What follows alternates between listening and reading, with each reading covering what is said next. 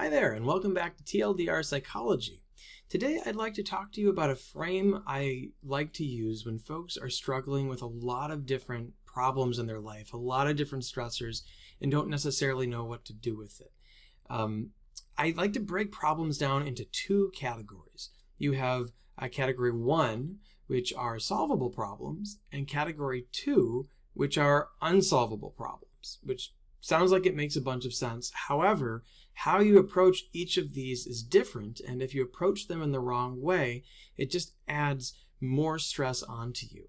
So if you have solvable problems, you need to solve them. And as basic as that sounds, a lot of folks just learn to deal with it. They do workarounds, they accept it as just the way things are, when in fact, actually, they could lift that burden off of them by taking the steps required to solve it.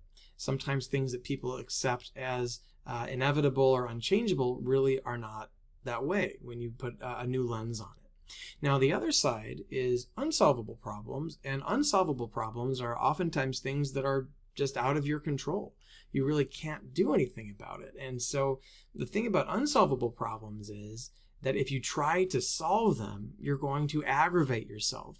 You're going to get frustrated. It's going to make you feel helpless, hopeless, disempowered. It just feels awful because you keep trying to make a difference and you just simply can't. There are some things that are out of our control. In that case, what you need to do is work on acceptance. How can you accept the situation or reframe things to try to not let it weigh on you in the same way because it's not solvable? So to recap, you've got two types of problems, solvable and unsolvable. You have to solve the ones you can solve, and you have to learn to accept the ones you can't. If you reverse those around and you just carry the solvable ones, or you try to fix the ones that can't change, you're just going to end up getting frustrated and making your life harder.